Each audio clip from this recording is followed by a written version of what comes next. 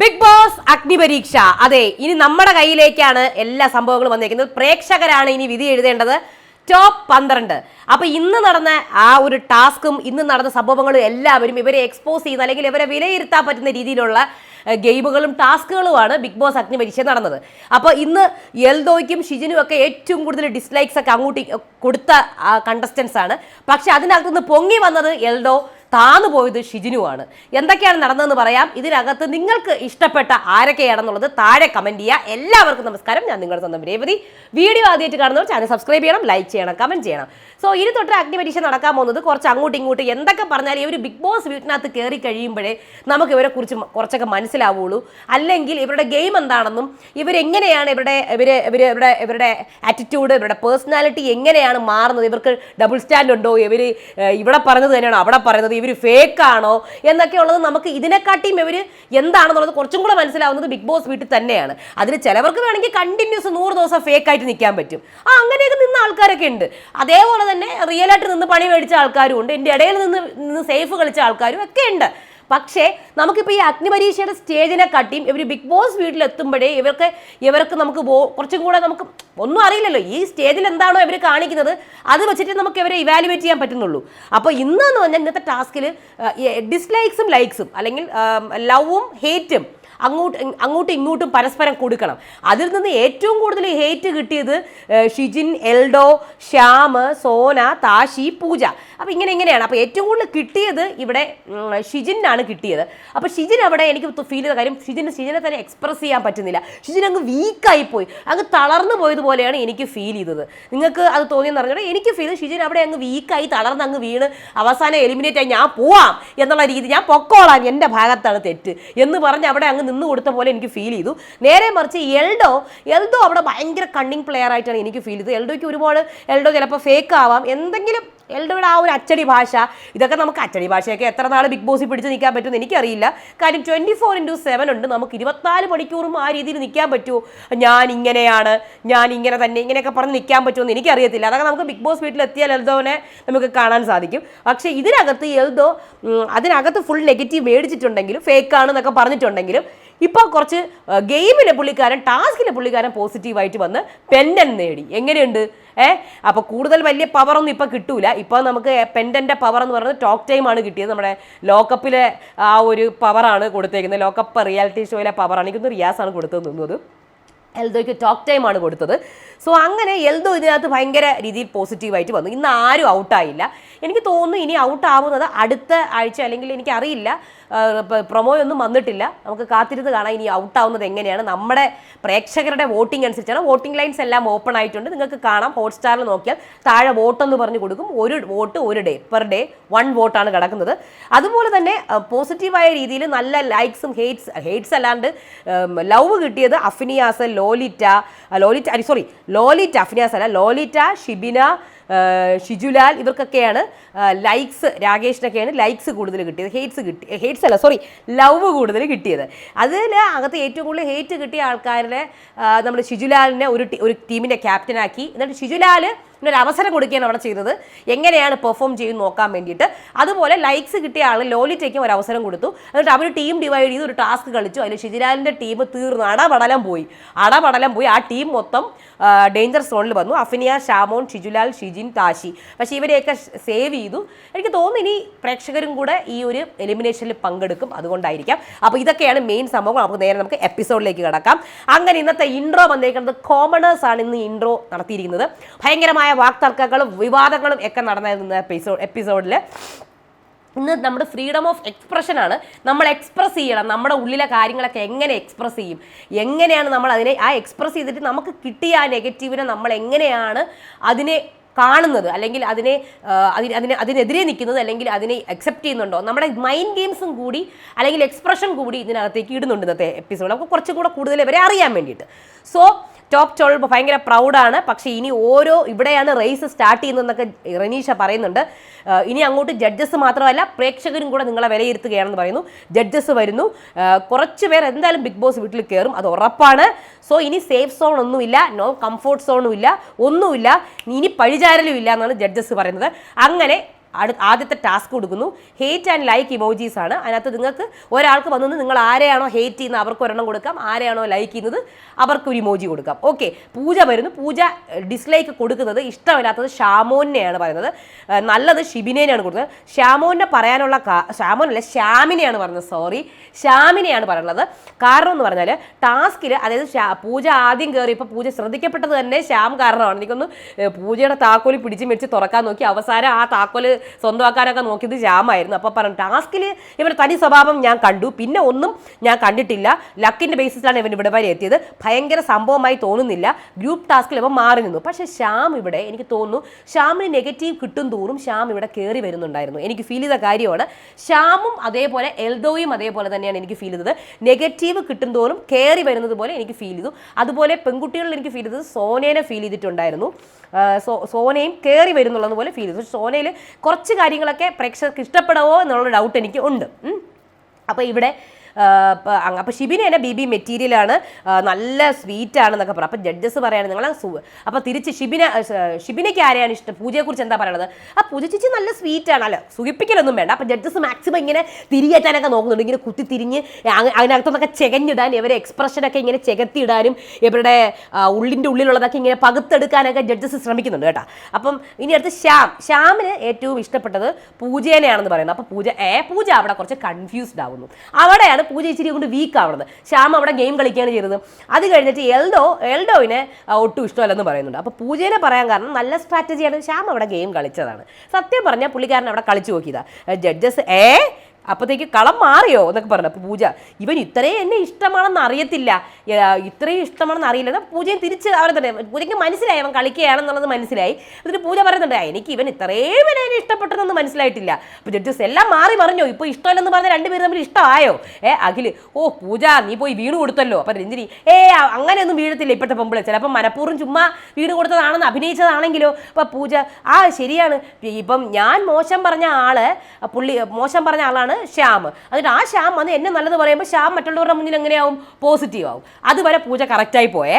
അപ്പോഴത്തേക്ക് റിയാസ് ചോദിച്ച ചോദ്യത്തിൽ പൂജ അവിടെ ഒന്ന് വീണുപോയി.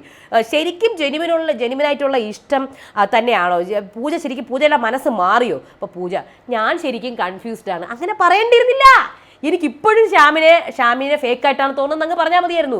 സംഭവം പുള്ളിക്കാരി വിചാരിച്ചു ഓഡിയൻസ് കാണുകയല്ലേ, വോട്ടിംഗ് ഒക്കെ സ്റ്റാർട്ട് ചെയ്ത്, അപ്പോൾ ഇനി എന്നെ ഇഷ്ടപ്പെടുന്ന, ഞാൻ ഇത്രയും കുറ്റം പറഞ്ഞ ശ്യാം എന്നെ ഇഷ്ടപ്പെടുന്നു എന്ന് പറഞ്ഞിട്ട് ഞാൻ തിരിച്ച് ശ്യാമിനെ ഇഷ്ടപ്പെടുന്നില്ല, ഞാൻ ശ്യാം ദുഷ്ടനാണെന്ന് പറഞ്ഞു കഴിഞ്ഞാൽ എന്നെ ഓഡിയൻസ് ഒരു ദുഷ്ടമായിട്ട് കണക്കാക്കുമോ എന്നുള്ള ഒരു ടെൻഷനാണ് പൂജയ്ക്ക് ഉണ്ടായിരുന്നത്. അപ്പം ഞാനിപ്പോൾ കൺഫ്യൂസ്ഡ് ആണ്, ഞാനിപ്പോൾ ജനങ്ങൾ എന്ത് തീരുമാനിക്കും അതുള്ളൊരു പേടി പൂജയ്ക്ക് ഉണ്ടായിരുന്നു, കൺഫ്യൂസ്ഡ് ആണെന്ന് പറഞ്ഞ് പുള്ളിക്കാരി പോയി. പക്ഷെ അതിൽ തന്നെ ഉറച്ചു നിന്നാൽ മതിയായിരുന്നു.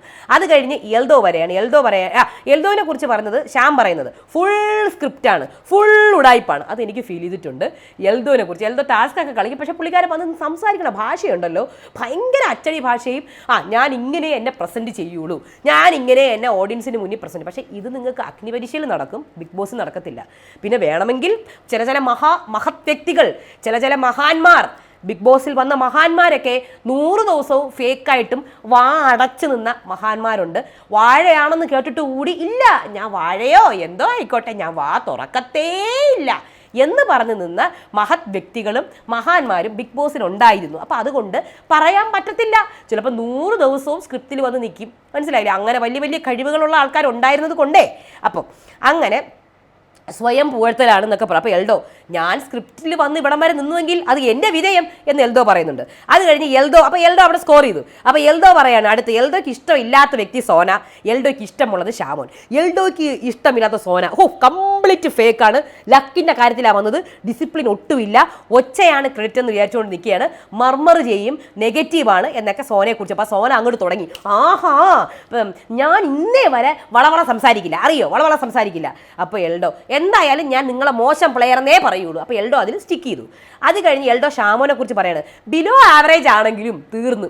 ജഡ്ജസ് കയറി പിടിച്ച് എന്തെന്ന് ബിലോ ആവറേജ്, ഏത് കാര്യത്തിൽ ബിലോ ആവറേജ്? അത് പിന്നെ എൽഡോയ്ക്കാണെങ്കിൽ പണ്ടാരടങ്ങാൻ പച്ചയ്ക്ക് പറയാനും പറ്റുന്നില്ല, എൻ്റെ അച്ചടി ഭാഷ വിട്ടുപോകും. അത് പിന്നെ ചില കാര്യങ്ങളിൽ ബിലോ ആവറേജ്, അത് എന്ത് കാര്യങ്ങളിൽ?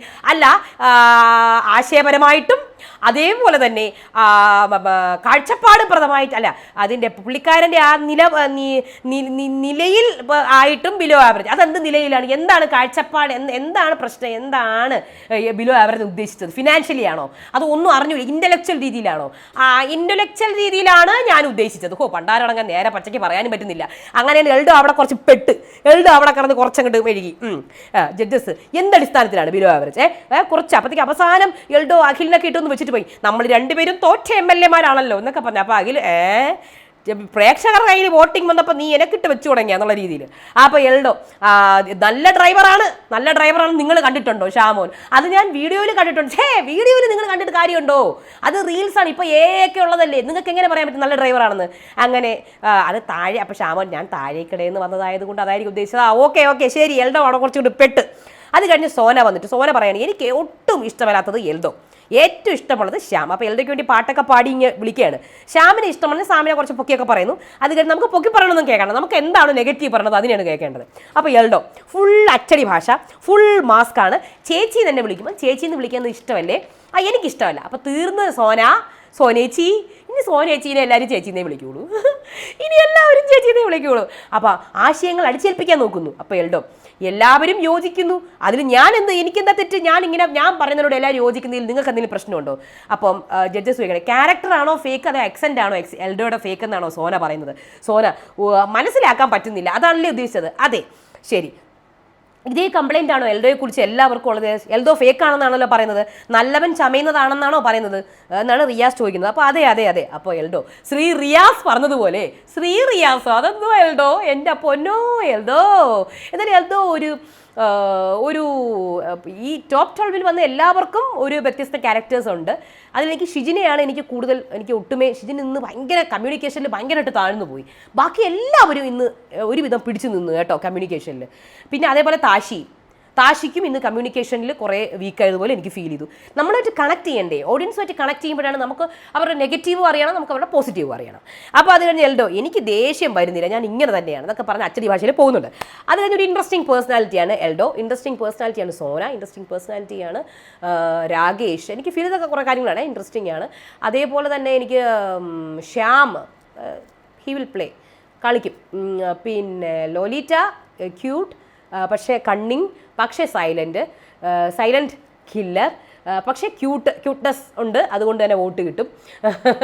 പറയാൻ നമുക്ക് ലുക്ക് ഭയങ്കര ഇമ്പോർട്ടൻ്റ് ആണ്.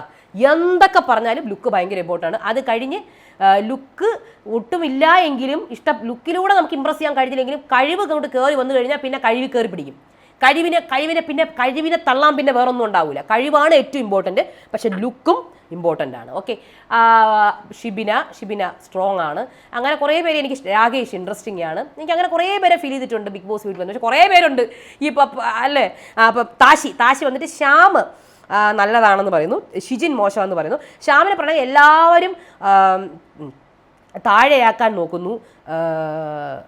ഓക്കെ, എല്ലാവരെയും താഴെയാക്കാൻ നോക്കുന്നു, സ്ക്രീൻ സ്പേസ് എടുക്കാൻ നോക്കുന്നു, കോമ്പറ്റീറ്റർ അല്ല എന്നാണ് പറയുന്നത്. പക്ഷേ ശ്യാം പറയുന്നത് എനിക്ക് കോമ്പറ്റീറ്ററാണ്. ശ്യാം ഇസ് കണ്ണിങ് പ്ലെയർ ആയിട്ടാണ് എനിക്ക് ശ്യാമിനെ ഫീൽ ചെയ്തത്.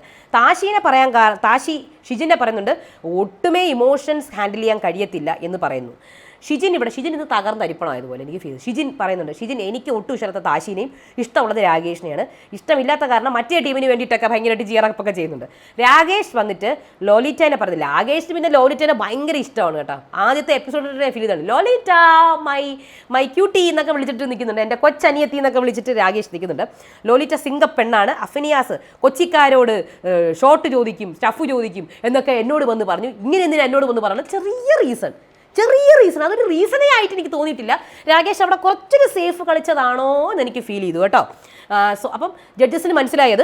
ജഡ്ജസ് ചോദിച്ചു എന്താണ് രാകേഷേ ഈ ഒരു കാര്യം ഇല്ലെങ്കിൽ പിന്നെ ആരാണെന്ന് ചോദിച്ചപ്പോഴത്തേക്കും സോനേനെ പറഞ്ഞു. സോനേനെ പറഞ്ഞിരുന്നുവെങ്കിൽ കുറച്ചും കൂടെ നല്ലതായിരുന്നു എന്ന് എനിക്ക് തോന്നി. കാര്യം അഫിനിയാസിനെ പറഞ്ഞത് എനിക്ക് വളരെ വളരെ ഒരു സാധാരണ റീസൺ ആയിട്ട് എനിക്ക് ഫീൽ ചെയ്തു. അത് കഴിഞ്ഞിട്ട് അഫിനിയാസ് വന്നിട്ട് പറയുന്നത് അഫിനിയാസിന് ഏറ്റവും ഇഷ്ടം ഷിബിനെയാണ്. മുഖത്ത് നോക്കി പറയും. ശ്യാം ഇഷ്ടമല്ലാത്ത ഷിജിനെയാണ്, ജെനുവിൻ അല്ല, റിയലി ഫേക്ക് എന്നാണ് പറയുന്നത്. അത് കഴിഞ്ഞ് ഷിബിനെ വന്നിട്ട് ശ്യാമിനെയാണ് ഒട്ടും ഇഷ്ടമല്ലാത്തെന്ന് പറഞ്ഞു, എൽദോനെ ഇഷ്ടമാണെന്നും പറയുന്നുണ്ട്. ശ്യാം പറയാനുള്ള കാരണം ഭയങ്കര കോ കണ്ടസ്റ്റന്റ് ജയിക്കാൻ പാടില്ല, അതായത് സ്വന്തം ഗ്രൂപ്പിൽ തന്നെ കോ കണ്ടസ്റ്റന്റ് ജയിക്കാൻ പാടില്ല എന്ന് പറഞ്ഞ് ഛർദ്ദിച്ച് കാണിച്ചു. അത് അപ്പോൾ അഖിൽ ചോദിക്കണം, 3 കൂട്ടുകാരികളെ പറ്റിച്ച് കളത്തിൽ കയറിയ നീയാണോ ഇത് പറയുന്നത്? അപ്പോൾ ഷിബിന, അത് പിന്നെ ഞാനിവിടെ സ്മാർട്ട് ക്രൂക്കഡാണ്, ഇത് സ്മാർട്ട് ക്രൂക്കഡ് അല്ല, ഡിസ്കസ്റ്റിംഗ് ക്രൂക്കഡാണ്. എൻ്റെ പൊന്നു ഷിബിനയ്ക്ക് നന്നായിട്ട് പിടിച്ചു നിൽക്കാൻ അറിയാം.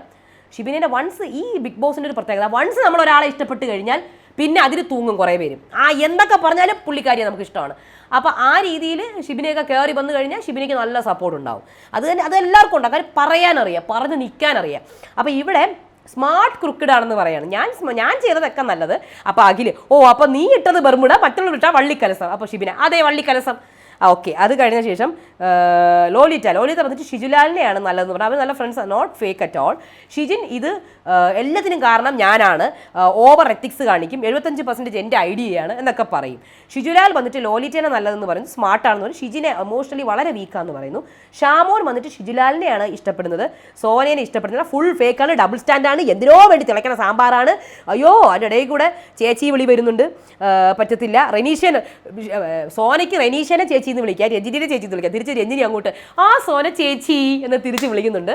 സോ ഇത് പണിയാവും സോനയ്ക്ക്, ഈ ചേച്ചി കാര്യം. അങ്ങനെ അത് കഴിഞ്ഞ ശേഷം പക്ഷേ ഇവരുടെ ഏറ്റവും വലിയ പോസിറ്റീവ് എന്ന് പറഞ്ഞാൽ ഇവർ എല്ലാം ഒരുവിധം നമ്മൾ പ്രേക്ഷകരെ കുറിച്ച് മനസ്സിലാക്കിയിട്ടാണ് വരുന്നത്. പക്ഷേ വേറൊരു നെഗറ്റീവ് ഇവർക്കുണ്ട്, ഈ വരാൻ പോണ സെലിബ്രിറ്റീസിനും ഇവരെക്കുറിച്ച് നന്നായിട്ട് മനസ്സിലാക്കിയിട്ടായിരിക്കും വരുന്നത്. ഓക്കെ. അങ്ങനെ എൽദോ, ശ്യാം, ഷിജിൻ, സോന, പൂജ ഇവർക്കൊക്കെ ഭയങ്കരമായിട്ടുള്ള ഹേറ്റ് കിട്ടിയിട്ടുണ്ട്. ലവ് കിട്ടിയത് ഷിബിന, ഷാമോൻ, ശ്യാം, ലോലിത ഇവർക്കൊക്കെ. അതിൽ ഏറ്റവും കൂടുതൽ ഹേറ്റ് കിട്ടിയത് ഷിജിനാണ്, ഡിസ്ലൈക്ക് കിട്ടിയത്. ഷിബിനയ്ക്കും ലോലിതയ്ക്കും ഒക്കെ 2 വെച്ച് ലൈക്ക് കിട്ടി. അങ്ങനെ ഷിജിനെ പിടിച്ചിട്ട് ഒരു നിന്റെ ലീഡർ ആക്കുന്നത്, അത് ഷിജിനെ പ്രൂവ് ചെയ്യാൻ വേണ്ടി ആക്കിയതാണ്, അത് പ്രൂവ് ചെയ്യണമായിരുന്നു. പക്ഷേ ഷിജിൻ അവിടെ വീക്കായി അങ്ങ് ഭയങ്കരമായിട്ട് വിഷമമായി പോയി. ഷിജിൻ ഒരു ടീമിനെ സെലക്ട് ചെയ്യുന്നു, ലോലിത ഒരു ടീമിനെ സെലക്ട് ചെയ്യുന്നു. ഷിജിൻ താഷി, ശ്യാം, ഷിജുലാൽ, ഷാമോൻ, അഫിനിയാസ് എന്ന ടീം സെലക്ട് ചെയ്യുന്നു. ലോലിത, രാകേഷ്, എന്നിട്ട് മെമ്മറി ടാസ്ക്കാണ് കൊടുക്കുന്നത്. അതിനകത്ത് അവിടെ ഷിജിൻ്റെ ടീം അവിടെ പതറി തറയെ വീണു. അതായത് ഒരു പിക്ചർ കൊടുക്കും, ആ പിക്ചർ ഒരു 10 മിനിറ്റ്, ഒരു 5 മിനിറ്റ് ഇട്ട് കൊടുക്കും, എന്നിട്ട് ആ പിക്ചർ ഒന്ന് വിഷ്വലൈസ് ചെയ്യുക, മെമ്മറൈസ് ചെയ്ത് വെക്കുക. എന്നിട്ട് ടീമിൽ ഓരോരുത്തർ വരും, 2 പേര്, ഒരു ടീമിൽ നിന്ന് ഒരാൾ, അടുത്ത ടീമിൽ നിന്ന് ഒരാൾ. ബസറാണ് വെച്ചിരിക്കുന്നത്. ബസർ ഒരു ക്വസ്റ്റ്യൻ ചോദിക്കും, ഈ പിക്ചർ റിലേറ്റഡ് ഒരു ക്വസ്റ്റ്യൻ ചോദിക്കും. ആദ്യം ബസറടിക്കുന്ന ആൾക്ക് ഉത്തരം പറയാം, ബസറടിച്ചാൽ പോയിന്റ് കിട്ടും, ഇല്ലെങ്കിൽ അവിടെ ഒരു പോർഷൻ വെച്ചിട്ടുണ്ട്, അത് കുടിക്കണം.